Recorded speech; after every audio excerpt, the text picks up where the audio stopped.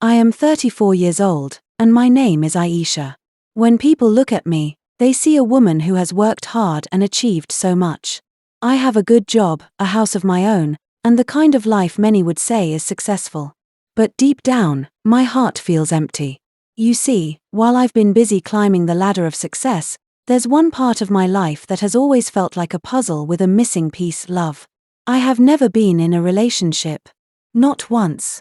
It's strange, isn't it? Most people my age have stories of love, heartbreak, and romance. They talk about their first crush or that one person who made their heart race. But for me, there's nothing. No late-night calls, no flowers on Valentine's Day, no one to call mine. I used to wonder if something was wrong with me. Was I too focused on my career? Too shy? Too scared to take a chance? Over the years, I've watched friends fall in love, get married, and start families. And while I'm genuinely happy for them, a part of me always asks, why not me? It's not like I never tried. I've been on a few dates, but they always felt awkward, like I didn't belong. Maybe I was too picky, or maybe I just hadn't met the right person. Whatever the reason, the years slipped by, and now here I am, 33 years old and still waiting for a love story of my own. When I sit alone in my quiet house, I sometimes think about how different my life could have been. If only someone had stayed. If only I had opened my heart a little more. But regrets won't change the past. And now, as I look to the future, I can't help but wonder, can I still have the life I've always dreamed of? Even if love hasn't come my way, is it too late to find happiness in a different form? Still, no matter how I try to explain it, the reality remains the same. Here I am, in my 30s, with no partner and no child. Sometimes, I feel the weight of it pressing down on me, especially when I see my friends posting pictures of their families online. Birthday parties, anniversaries, little feet running around, those moments make me pause. The thought of having a baby has been on my mind a lot lately. It's not just a passing idea, it's something I've carried in my heart for as long as I can remember. I've always dreamed of being a mother. I imagine holding a tiny hand, the softness of their fingers curling around mine, as if they know they're safe with me. I picture hearing that first sweet laugh, the kind that lights up a room and melts every worry away. I imagine watching a child grow, seeing their little quirks and personality bloom, whether they're quiet and curious or loud and adventurous. To be a part of that journey, to guide someone as they find their way in the world, feels like the most meaningful thing I could ever do. But every time the dream grows vivid in my mind, a question lingers: how do I do this without a husband? Society makes it seem like there's a set order to things. First, you meet someone, fall in love, get married, and then have children. That's how it's supposed to be, right? Yet, here I am, with no partner in sight, and the longing for a child is only growing stronger. Is it wrong to want this so much? Could I really take this step on my own? The thought is both thrilling and terrifying. I know it wouldn't be easy. Raising a child as a single mother would come with its own challenges, financial, emotional, and social. But money is not an issue to me. I am rich enough in my own capacity. My family has always been supportive, and for that, I'm grateful. They've cheered me on through every achievement and been there during my toughest moments. But lately, I can feel their concern growing. It's not something they say outright all the time, but it lingers in their words, in their glances, and in the tone of our conversations. My mother, especially, doesn't hide it anymore. She's always been the kind of woman who speaks her mind, and when it comes to my life, she holds back even less. Aisha, you're not getting any younger, she says almost every time we talk. Her voice is gentle but firm, a mix of love and worry that's impossible to ignore. When are you going to settle down and give me grandchildren? She asks, her eyes searching mine for an answer I don't have. It's a question that stings, not because I don't want those things, but because I do so badly. Yet, I have no idea how to make them happen. I know her words come from a place of love. She grew up in a different time, where marriage and family were seen as the ultimate goals for a woman. To her, my accomplishments mean little if I don't have a family of my own to share them with. Still, every time she brings it up, I feel a wave of guilt and frustration. I've spent years building my career, working hard to create a life I can be proud of. Yet, in her eyes, Something is still missing. And maybe she's right. Maybe there is a void in my life, but is it something I can fill, or is it beyond my control? I often wonder if she realizes how much her words weigh on me. I hear her in my quiet moments, her voice echoing in my mind, reminding me of the clock I'm supposed to be racing against. But what can I say? That I've tried. That I'm scared. That I'm not even sure where to start anymore. So, I nod and smile, brushing off her comments with vague answers like, soon, Mema, or I'm working on it. But inside, I feel the pressure mounting. I love my mother deeply, but her questions remind me of everything I've yet to figure out, and I don't know how to tell her that I'm just as worried as she is. The truth is, I feel the pressure too. It's not just my family's concern that weighs on me, it's everywhere. Society has this unspoken rule, a timeline that everyone seems to follow. By now, at 33, I'm supposed to have a husband, kids, and a family to call my own. It's as if these milestones are what define success, especially for a woman. Everywhere I go, the reminders are there. At weddings, someone always asks, so, when is it your turn? At baby showers, friends smile and say, you'll understand when it's your time. Even strangers sometimes chime in with their unsolicited advice, as if my personal life is their concern. Sometimes, it feels overwhelming, like I'm carrying this invisible weight that no one sees but everyone adds to. The looks, the questions, the assumptions, they all make me feel like I've missed a step or failed in some way. And even though I know deep down that's not true, it's hard not to internalize it. I've worked so hard to build a life I can be proud of. I have a career that fulfills me, a home I've made my own, and friends who bring joy to my life. But somehow, it feels like none of that matters to the world if I don't have a ring on my finger or a child in my arms. And yet, I know I'm not alone. There are so many women like me, navigating the same unspoken expectations, trying to find their own way in a world that insists on defining them by what they don't have. I remind myself of that when the pressure feels too much, and I hold on to the hope that my story isn't finished yet. One night, I sat on my bed, staring at the ceiling. The thought wouldn't leave my mind. I want a baby. I've been waiting for a man to come into my life, but what if he never does? Should I give up on my dream of being a mother? I picked up my phone and started researching, my heart racing with a mix of fear and excitement. For the first time, I allowed myself to imagine the possibility of taking control of my dream, of making it happen on my own terms. As I typed in phrases like how to have a baby as a single woman, a flood of options appeared on the screen: sperm donation, adoption, surrogacy. Each choice came with its own set of challenges, but also a glimmer of hope. Sperm donation caught my attention first. I could picture the process in my mind, though it felt so clinical and impersonal. Still, the idea that I could create life, even without a partner, gave me a sense of empowerment. Then there was adoption.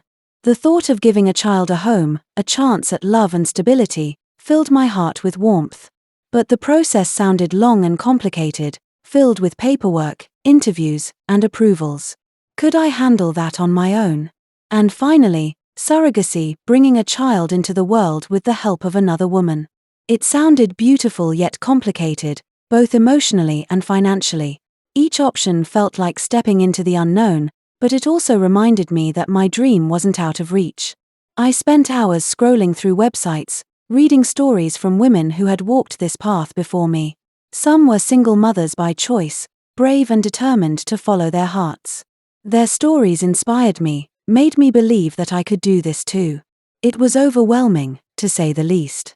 So many decisions to make, so many questions I didn't have answers to yet. But it was also exciting.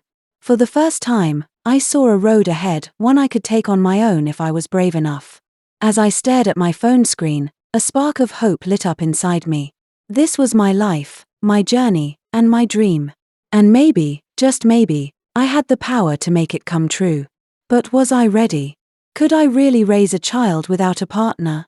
These questions haunted me, but deep down, I knew I couldn't ignore my desire any longer. The next day, I met up with my two closest friends, Zara and Kimi. We sat at our favorite cafe, sipping coffee and chatting about life. I've been thinking about having a baby, I said, breaking the news.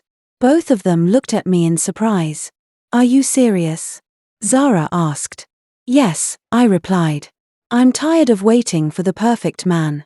I want to take control of my life. Kimi smiled. Aisha, if anyone can do this, it's you. You've always been so strong. Their support meant the world to me. For the first time, I felt like this dream could become a reality. As I started to plan, doubts crept into my mind. What if I'm not a good mother? What if I can't handle the financial and emotional responsibility alone? One night, I sat down with a notebook and wrote out all my fears. Then, I made a list of solutions. If I was going to do this, I needed to prepare for every possible challenge.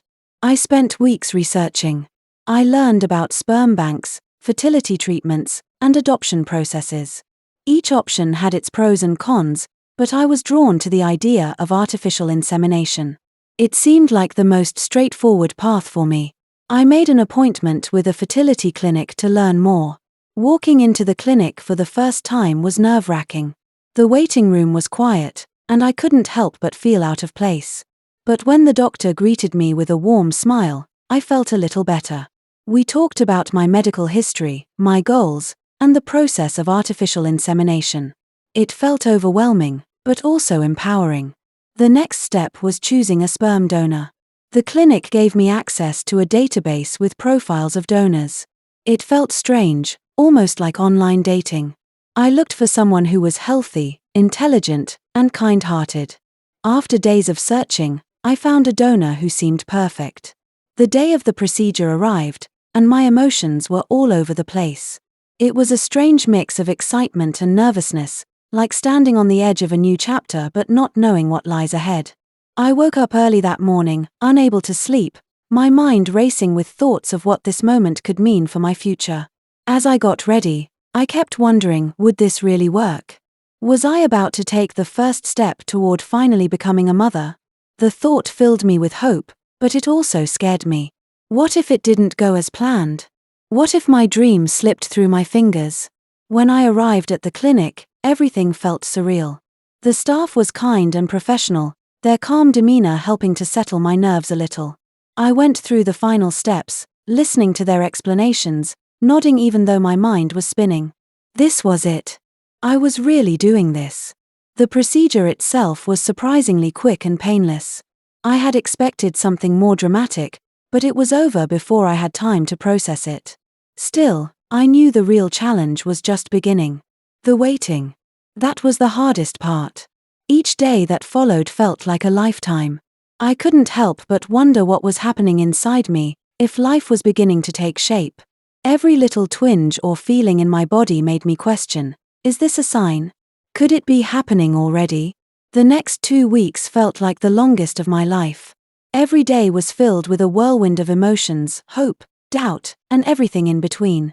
I found myself overanalyzing every little sensation in my body, wondering if it was a sign.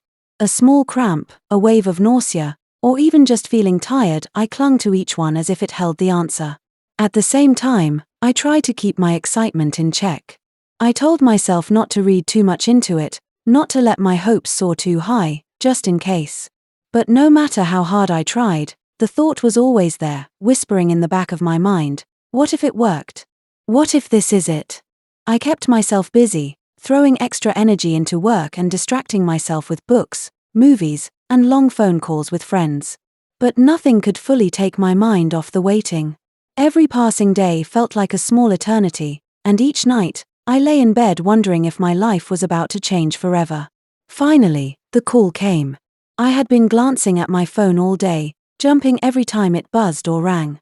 When I saw the clinic's number flash on the screen, my heart started pounding so hard I could hear it in my ears.